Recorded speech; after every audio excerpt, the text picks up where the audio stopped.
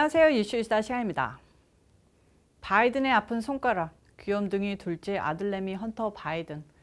마약은 기본이고 형수랑 불륜도 하고 그것 중독증에 중국부터 아프리카까지 세계 돌면서 온갖 추잡한 짓 해대고 그래도 주류 언론의 철저한 감싸주기 우쭈쭈에 이제는 100만 달러 상위 0.01% 아티스트 되셔서 붓 한 번 놀리면 수억 그림 완성돼 판매까지 완벽한 헌터 바이든 님입니다.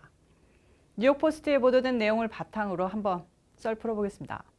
일단 헌터 바이든의 노트북 컴퓨터 발견 사건 다들 기억하시죠? 지난 대선을 한 달 앞둔 2020년 10월 14일 뉴욕포스트는 조 바이든 당시 민주당 대선 후보가 부통령 재직 시 헌터 바이든이 일하던 우크라이나 에너지 회사 관부와 만났다는 스모킹 건이 담긴 이메일이 발견됐다고 보도했습니다. 이 근거가 된 물증이 바로 헌터 바이든이 고장나서 맡기고 그냥 까먹은 노트북에서 나왔는데요. 헌터는 델라웨어주의 한 컴퓨터 수리점에 자신의 고장난 노트북 세대를 맡겼는데 수리비도 안 내고 노트북을 찾으러 오지도 않았습니다. 당시 컴퓨터 수리점 주인 메가이잭은 노트북 안에 담긴 내용을 발견하고 우와 나 이제 영화처럼 살해당하겠다 하고 두려움에 떨면서 FBI와 줄리아니 변호사에게 각각 전달하게 됩니다. 그리고 내용을 본 줄리아니는 이를 뉴욕 포스트에 제보했습니다. 뉴욕 포스트는 이걸로 특종을 터뜨리는데 FBI는 오히려 이게 러시아의 조작일 가능성이 있다고 발표를 미룹니다. 그리고 FBI가 이거 가짜일 수도 있다고 했어 라는 빌미로 CNN, 워싱턴 포스트 등은 노트북 내용을 깡그리 무시하고 헌터 바이든을 감싸게 됩니다. 이런 천인공노할 당시 FBI 국장이 크리스토퍼 레이인데요. 이 사람이 이 같은 공로로 아직까지 바이든 밑에서 FBI 국장질 하고 있습니다. 정말 이건 결정적이었는데 미디어와 좌파의 철저한 함구와 감싸기로 대선에 아무런 위력도 발휘 못하고 묻히게 됩니다. 정말 속 터지는 일 아닐 수 없었습니다. 구독자 여러분들 잘 아시는 것처럼 노트북에는 헌터 바이든의 추잡한 마약 행위, 매춘부, 성행위 장면부터 우크라이나와의 관계가 담긴 이메일 등이 깡그리 담겨 있습니다. 헌터 바이든 본인도 그 내용들이 가짜라고 주장한 바는 없고요. 그냥 무시했습니다. 이런 가운데 뉴욕포스트 칼럼니스트 미란다 디바인 기자는 지옥에서 온 랩탑 컴퓨터라는 제목의 신간을 발간했습니다. 이 책에는 중국의 헌터 바이든에게 뇌물성 3캐럿짜리 다이아몬드를 전달한 방법이 자세히 설명되어 있는데요.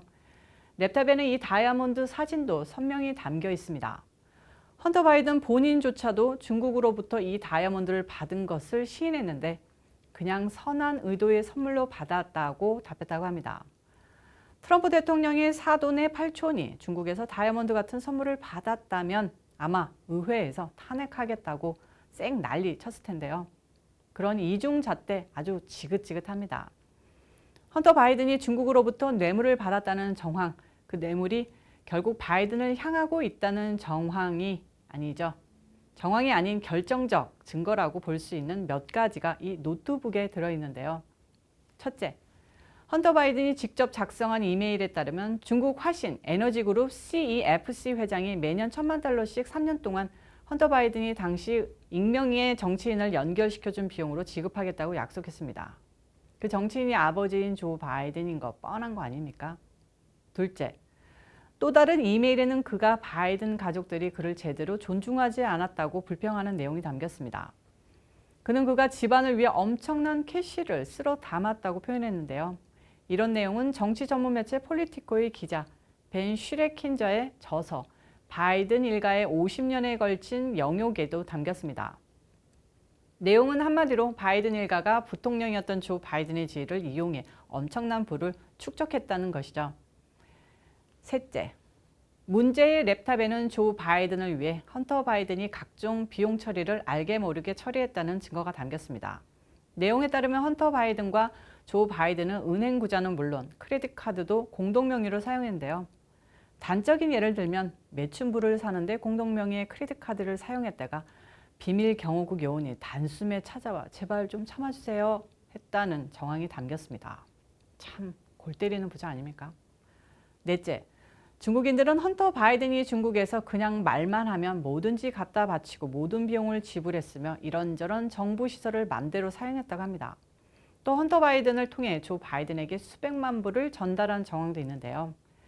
정말 이런 게 명명백백 사실로 밝혀질 수 있음에도 주류 언론의 철저한 침묵속에 묻혀지고 있다는 게 미국이라는 나라의 위선 아닐까 합니다.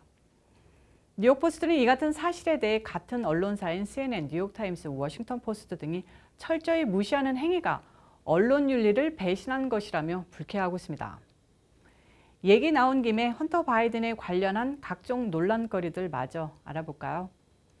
헌터 바이든은 투자그룹의 일원으로 중국의 인권 탄압에 대규모 투자를 했는데요. 이 회사는 무려 4억 6천만 달러 이상 투자한 사실이 드러났습니다. 헌터가 투자한 앱은 신장 위구르 지역 무슬림의 종교활동, 혈액형, 전력 사용량 같은 개인정보 데이터를 중국 공안에게 제공하는 역할을 하는 것으로 중국 정부에서 인권 탄압을 위해 개발 중인 앱이어서 논란입니다. 인권 감시단체 휴먼 라이트 워치는 헌터 바이든에 대해서 신장 위구르 자치구의 무슬림을 감시하는 애플리케이션 개발 업체의 핵심 투자자라고 직접적으로 비판한 바 있습니다. 아버지인 조 바이든의 후광으로 2014년 우크라이나 가스 회사 브리스마 홀딩스의 이사가 된 사실은 미국민 모두가 아는 얘긴데요. 그는 5년간 브리스마 이사로 일하며 매달 8만 달러 이상의 보수를 받았습니다. 1년에 100만 달러 받았다는 소리인데 아무리 임원이라도 100만 달러 받는 것, 전문가나 회사 특수 관계인도 아닌 인간이 특별한 의미 없이 이런 보수 받는 건 절대 불가능합니다. 대통령 측의 헌터가 아버지 덕에 부당하게 경제적 이득을 얻었다고 주장하자 헌터 바이든도 자신이 이사가 된 것이 아버지의 영향이었다고 인정했습니다. 그러나 비리는 없었다고 바락바락 대들었었죠. 하지만 아버지 후광으로 이사가 되어 고액의 보수를 받은 것 자체가 부당한 경제적 이득을 취한 것이 비판인 거 알란가 모르겠네요. 그리고 이에 대해 우크라이나 당국이 헌터가 유급 이사로 일하던 우크라이나 에너지 회사인 브리스마 홀딩스를 수사하려 하자 조 바이든이 우크라이나 검찰 총장을 압박해 퇴진시켰다는 의혹이 있습니다. 의혹이 아니라 사실일 가능성이 큰데요. 트럼프 대통령 측은 조 바이든이 2018년 외교관계위원회 주최 모임에서 그 검찰총장이 해임되지 않으면 당신들은 돈을 받을 수 없다고 말한 조 바이든이 개입한 우크라이나 스캔들을 뒷받침하는 동영상도 내놓은 바 있습니다. 그래도 아무 문제 없이 넘어갔다는 거 크레이지한 시츄에이션이죠. 2015년 별세한 형 보 바이든의 부인인 할리 바이든과 사귀고 있다는 사실이 언론 보도로 알려져 엄청난 구설에 휘말렸습니다.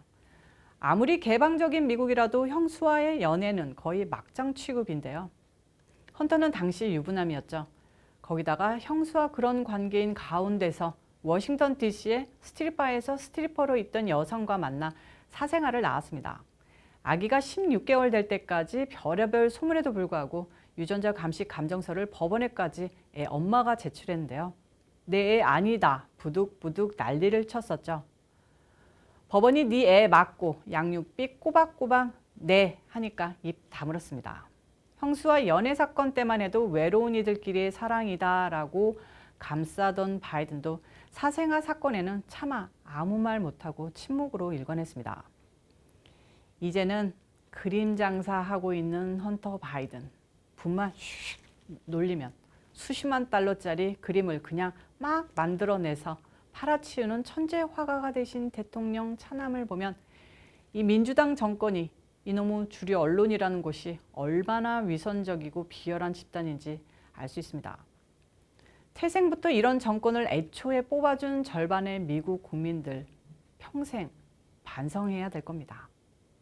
오늘 이슈 이슈는 여기까지입니다. 시청해주셔서 감사합니다.